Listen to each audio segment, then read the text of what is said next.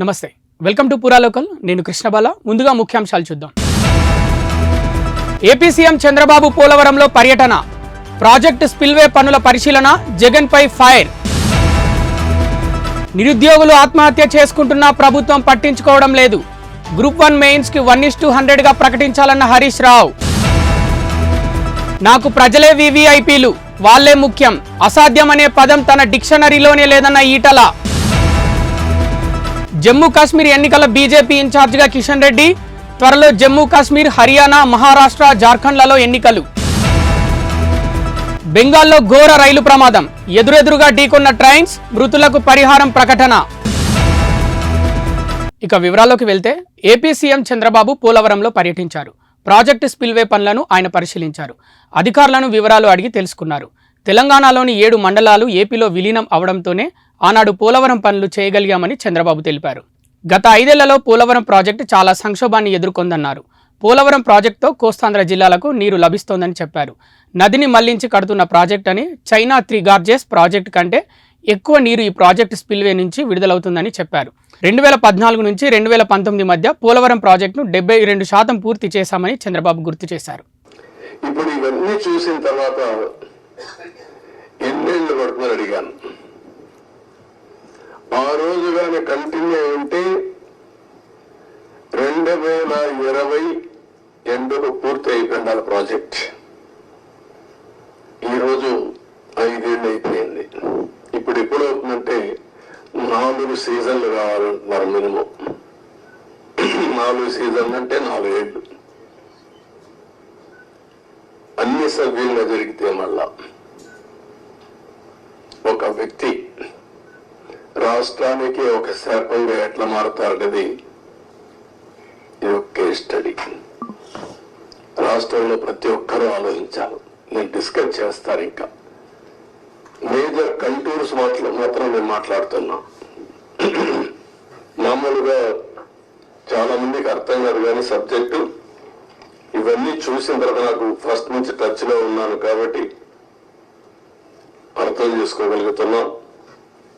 ఇవన్నీ కూడా ఇంకా టెక్నాలజీస్ లో డిఫరెంట్ కంపెనీస్ కి అప్పచెప్పారు.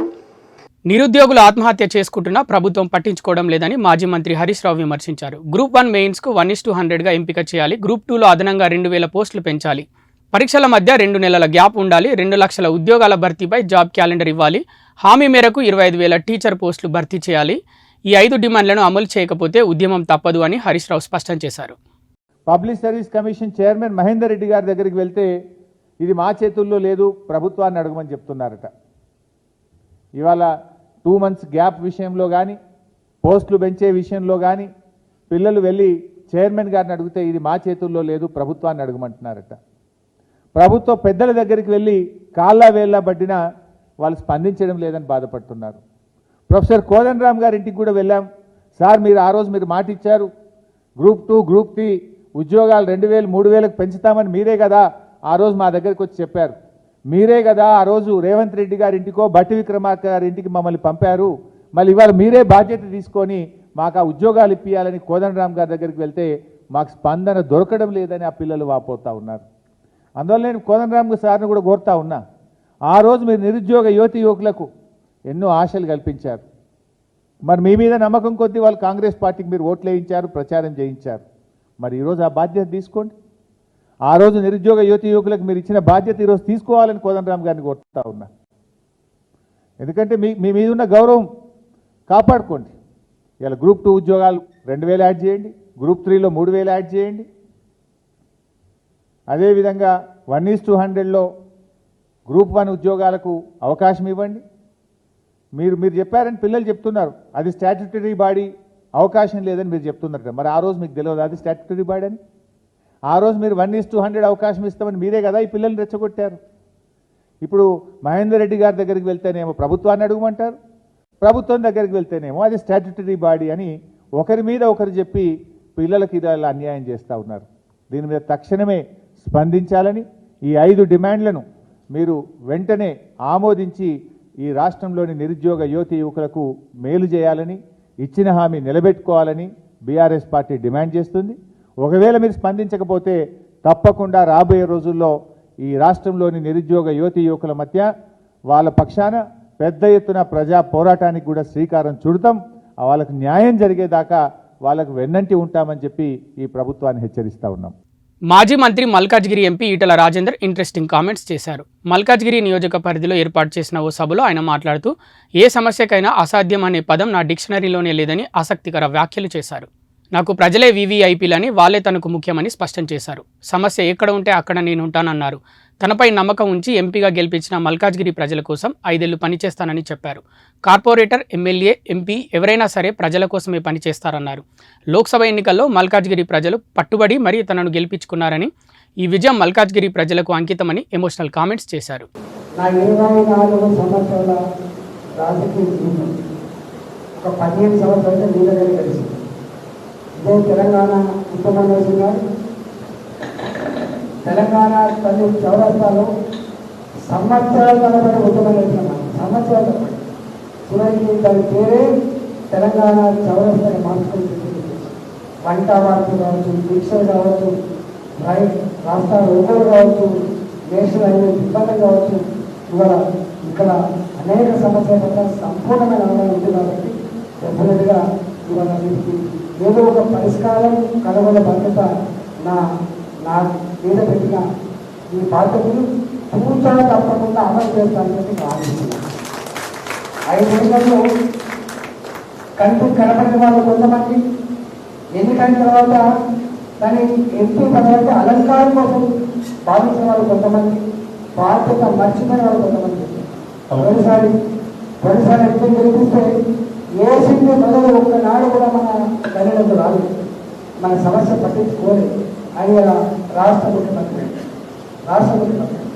ఇంకొక ఆయన ఓటేసినా అవగాహన లేక ఏం చేయాలో చూడక ఆగమనం అయిపోయాడు. కానీ ఇవాళ నాకు ఇచ్చిన ఈ బాధ్యత అలంకారం కోసం కాదని, ఈ బాధ్యత ప్రజలకు సేవ చేసే భాగ్యం కల్పించిన దానిగా భావిస్తానని చెప్పి నేను గమనిస్తున్నాను. మన పదవులు చాలా మందికి వస్తాయి, పోతాయి, కానీ కొంతమందిని మాత్రమే సమాజం గుర్తుపెట్టుకుంటుంది. కొంతమంది మాత్రమే సమాజం గుర్తుపెట్టారు. ఎంతోమంది మంత్రులు పోయి గుర్తుపెట్టుకో సమాజం, ఎంతోమంది ఎమ్మెల్యేలు పోయి సమాజం గుర్తుపెట్టుకో. కానీ ప్రజల మధ్యలో ఉండి ప్రజల కోసమే పనిచేస్తున్నది ప్రజాప్రతినిధి గుండెల్లో పెట్టుకునే కల్చర్ తెలంగాణ కట్టుకున్న. త్వరలో ఎన్నికలు జరగనున్న జమ్మూ కాశ్మీర్, హర్యానా, మహారాష్ట్ర, జార్ఖండ్లకు బీజేపీ ఇన్ఛార్జ్లను నియమించింది. దీనిలో భాగంగా కేంద్ర మంత్రి కిషన్ రెడ్డికి జమ్మూ కాశ్మీర్ బాధ్యతలు అప్పగించింది. అలాగే హర్యానాకు ఇన్ఛార్జీలుగా ధర్మేంద్ర ప్రధాన్, బిప్లవ్ దేవ్లను నియమించింది. మహారాష్ట్ర బాధ్యతలు భూపేంద్ర యాదవ్, అశ్విని వైష్ణవ్కు అప్పగించడం జరిగింది. ఇక శివరాజ్ సింగ్ చౌహాన్, హిమంత బిశ్వ శర్మలను జార్ఖండ్ ఇన్ఛార్జీలుగా నియమిస్తున్నట్లు ప్రకటించింది. బక్రీద్ పండుగ వేళ బీజేపీ గోషామహల్ ఎమ్మెల్యే రాజాసింగ్ సంచలన ట్వీట్ చేశారు. ఆవుకు రొట్టెలు తినిపించేవారు, రొట్టెతో ఆవును తినేవారు ఎప్పటికీ సోదరులు కాలేరన్నారు. ఆవును తల్లిగా భావించే హిందువులందరికీ ఈరోజు బ్లాక్ డే అని రాజాసింగ్ ట్వీట్ చేశారు. అయితే బక్రీద్ సందర్భంగా రాజాసింగ్ చేసిన ట్వీట్ వైరల్ అవుతుంది. అంతకుముందు అసదుద్దీన్ ఓవైసీ ట్విట్టర్ వేదికగా మధ్యప్రదేశ్ ప్రభుత్వం ఫ్రిడ్జ్లో బీఫ్ ఉందనే కారణంతో 11 ఇళ్లను బుల్డోజ్ చేసిందని ఫైర్ అయ్యారు. ఎన్నికల ముందు తర్వాత అన్యాయం అనే చక్రం ఆగడం లేదన్నారు. ఎలక్ట్రానిక్ ఓటింగ్ మిషన్లపై టెస్లా అధినేత ప్రపంచ కుబేరుడు ఎలన్ మాస్క్ చేసిన వ్యాఖ్యలు ప్రపంచవ్యాప్తంగా దుమారం రేపుతున్నాయి. ఈవీఎంలను ఏఐ టెక్నాలజీతో హ్యాక్ చేయొచ్చని మాస్క్ చేసిన కామెంట్స్పై భిన్నాభిప్రాయాలు వ్యక్తమవుతున్నాయి. మాస్క్ వ్యాఖ్యలను కొందరు సమర్థిస్తుండగా మరికొందరు కొట్టిపారేస్తున్నారు. ఈ క్రమంలో మాస్క్ వ్యాఖ్యలపై AP BJP chief MP Purandeswari తాజాగా స్పందించారు. దమ్ముంటే ఇండియా ఈవీఎంలను హ్యాక్ చేయాలని ఎలన్ మాస్క్కు సవాల్ విసిరారు. ఈవీఎంలను హ్యాక్ చేసేందుకు ఎలన్ మాస్క్కు అవకాశం కల్పించాలని ఈ సందర్భంగా ఆమె కేంద్ర ఎన్నికల సంఘాన్ని కోరారు. కాగా AP BJP chief Purandeswari Elon మాస్క్కు సవాల్ విసరం స్టేట్ పాలిటిక్స్లో హాట్ టాపిక్గా మారింది. ఏపీలో కొత్తగా కొలువుదీరిన టీడీపీ, జనసేన, బీజేపీల కూటమి ప్రభుత్వం స్పీడ్ పెంచింది. పెండింగ్ ప్రాజెక్టులను పూర్తి చేయడమే లక్ష్యంగా సీఎం చంద్రబాబు పోలవరం ప్రాజెక్టును సందర్శించారు. పనుల పురోగతిపై అధికారులతో మాట్లాడారు. అనంతరం ప్రాజెక్టును పూర్తి చేయడంపై అధికారులతో రివ్యూ మీటింగ్ నిర్వహించనున్నారు. మరోవైపు డ్రగ్స్ నిర్మూలనపై మంత్రి నారా లోకేష్ దృష్టి సారించారు. సోమవారం బక్రీద్ సందర్భంగా మంగళగిరిలోని దర్గాలో నిర్వహించిన ప్రార్థనల్లో లోకేష్ పాల్గొన్నారు. రుషికొండ ప్యాలెస్లో బయటకు రావాల్సిన చిత్రాలు ఇంకా చాలా ఉన్నాయని అన్నారు. రాబోయే 100 రోజుల్లోనే ఆంధ్రప్రదేశ్లో గంజాయిని పూర్తిగా నిర్మూలిస్తామని హామీ ఇచ్చారు. 12 రోజులుగా ముగ్గురు తెలుగుదేశం పార్టీ కార్యకర్తలు వైకాపా పార్టీ చంపింది. దానికి సమాధానం చెప్పాలని దుమ్మపూడి మంగళగిరిలోనే మైనారిటీ సోదరుల్ని వైకాపా నాయకుడు చంపాడు. బ్యాట్ పట్టుకుని కొట్టి చంపేశాడు. వాళ్ళు మా కార్యకర్తలు చంపి ఇప్పుడు ఏం ప్రశ్న అడుగుతున్నారు. ఈ రోజు కూడా తాడిపత్రిలో మా కార్యకర్తను చంపేశారు. చంద్రబాబు నాయుడు గారు ఓర్పు సహనంతో మమ్మల్ని ఉండమన్నారు కనుక ఓర్పు సహనంతో ఉన్నాం. లా అండ్ ఆర్డర్ మెయింటైన్ చేయమన్నారు కనుక మేము ఎక్కడ ఇష్యూ చేయట్లా.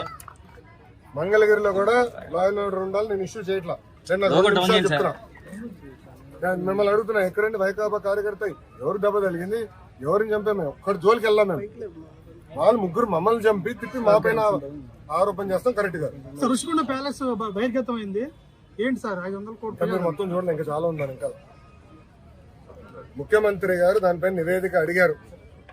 ఎంత ఖర్చు అయింది, దేనికి ఖర్చు పెట్టారు, మొత్తం డీటెయిల్స్ అడిగారు. ఇంకా రావాల్సిన అవసరం ఉంది. ఇదే కాదు, ఇలా చాలా కట్టినట్టున్నారు. అన్ని వివరాలు వచ్చిన తర్వాత ప్రజల ముందర పెడతాం. వాళ్ళ ఇంట్లో కూడా ఫర్నిచర్ 46 కోట్లు ఉందంట. మరి కోటలి శివప్రసాద్ అదే కేసులో ఆత్మహత్య చేసుకున్నారు. అదంతా అధికారులు వాళ్ళ ప్రాసెస్ వాళ్ళు ఫాలో చేసుకుంటారు. రుషికొండ నిర్మాణాలపై టీడీపీ తప్పుడు ప్రచారం చేస్తుందని మాజీ ఎమ్మెల్యే అమర్నాథ్ అన్నారు. రాష్ట్రపతి, ప్రధాని ఎవరొచ్చినా ఉపయోగించుకునేలా భవనాలు నిర్మించామన్నారు. అవి ప్రభుత్వ భవనాలు, జగన్కి చెందినవిగా వక్రీకరిస్తున్నారని సీరియస్ అయ్యారు. వైసీపీని, జగన్ను బద్నాం చేసే ప్రయత్నం చేస్తున్నారని ఫైర్ అయ్యారు. విశాఖకు గతంలో సీఎంగా ఉన్నప్పుడు చంద్రబాబు వచ్చిన ప్రైవేటు హోటళ్లలో ఉండేవారన్నారు. టూరిజం పేరిటే రుషికొండ మీద నిర్మాణాలు ఉన్నాయన్నారు. నిర్మాణాలను ప్రభుత్వం ఎలా వినియోగించుకుంటుందన్నది వారి ఇష్టమన్నారు. అమరావతిలో సైతం 7,000 కోట్ల రూపాయలు ఖర్చు చేసి ఆనాడు సీఎంగా ఉన్న చంద్రబాబు నిర్మాణాలు చేపట్టారని అమర్నాథ్ గుర్తు చేశారు. దాదాపు గత 5 సంవత్సరాలు 2014 నుంచి 19 మధ్యలో 5-6 వేల కోట్ల రూపాయలు అమరావతి మీద కేవలం తాత్కాలిక భవనాల మీద ఖర్చు పెట్టారు. తాత్కాలిక భవంతులు కట్టి వేల కోట్ల రూపాయలు ఖర్చు పెట్టేటువంటి కార్యక్రమం చేశారు. ఇది శాశ్వత నిర్మాణాలు. అవి ప్రభుత్వానికి సంబంధించింది, ప్రభుత్వం వినియోగించాల్సినటువంటి అవసరం ఉంది. ప్రభుత్వం దానికి సంబంధించినటువంటి నిర్ణయాలు తీసుకోవాల్సినటువంటి అవసరం ఉంది. అవి తీసుకోవడం మానేసి ఊర్లో వెనకాతలు ఉన్న కార్యకర్తలందరినీ కూడా అందులోకి తీసుకుని వెళ్ళిపోయి రేపు చీఫ్ గెస్ట్లు ఎవరన్నా వస్తారు, పెద్దలు ఎవరన్నా వస్తారు, రాష్ట్రపతి వస్తారు, లేకపోతే ప్రధానమంత్రి వస్తారు. మీరు మొత్తం అంతా కూడా కెమెరాలో ప్రతి ఒక్కటి చూపించారు అంతనా. అంటే ఒక చీఫ్ గెస్ట్లో లేకపోతే విఐపీసో వివిఐపీసో ఉండేటువంటి దాన్ని బ్లూ ప్రింట్ అసలు బయటికి వెళ్ళడానికి లేదు. గతంలో మేము ప్రారంభించినప్పుడు కూడా మీరు అందరూ అడిగారు. నేను మంత్రిగా ఉన్న ప్రారంభంలో నేను కూడా పాల్గొన్నా. సో దీన్ని ఏ రకంగా వినియోగించాలనేటువంటి దాని మీద ప్రభుత్వం నిర్ణయం తీసుకోబోతా ఉంది. కొన్ని సెక్యూరిటీ రీజన్స్ ఉన్నాయి. డెఫినెట్గా నిర్ణయం తీసుకునేటువంటి క్రమంలో మళ్ళీ మీ దృష్టికి తీసుకొస్తాం అనేటువంటి మాట మీకు చెప్పాం. సో ఇవన్నీ మానేసి ఏదో మనకి అధికారం ఇచ్చారు కదా అని చెప్పి ఎక్కడికన్నా చూపించమనండి, అన్నిని అలాగే చూపించమనండి. గతంలో మేము 5 సంవత్సరాల్లో చేసినటువంటి అభివృద్ధి కార్యక్రమాలు కూడా అలాగే ఆ శాసనసభ్యుల్ని తీసుకొని వెళ్ళి చూపించమనండి. భోగాపురంలో ఇంటర్నేషనల్ ఎయిర్పోర్ట్ నిర్మాణం జరుగుతోంది, చూపించమనండి. ఇదిగో మీ 5 సంవత్సరాల్లో మీరు ప్రారంభించినటువంటి కార్యక్రమాలు, చేస్తున్నటువంటి పనులు, ఇగో ఇవి చేశారు, మీరు చూపించమనండి. పశ్చిమ బెంగాల్ న్యూ జల్పాయిగూడిలో జరిగిన రైలు ప్రమాదంలో మృతుల సంఖ్య భారీగా పెరిగింది. తొలుత 5 చనిపోగా ఇప్పుడు మృతుల సంఖ్య 15కు చేరినట్లు అధికారులు వెల్లడించారు. ఈ ఘటనలో ఇప్పటివరకు 60 మందికి పైగా ప్రయాణికులకు గాయాలైనట్లు తెలిపారు. అటు మృతుల సంఖ్య భారీగా పెరిగే అవకాశం ఉంది. బెంగాల్ రైలు ప్రమాదంపై రాష్ట్రపతి ద్రౌపది ముర్ము, ప్రధాని మోదీ దిగ్భ్రాంతి వ్యక్తం చేశారు. మృతుల కుటుంబాలకు ప్రగాఢ సానుభూతి తెలియజేశారు.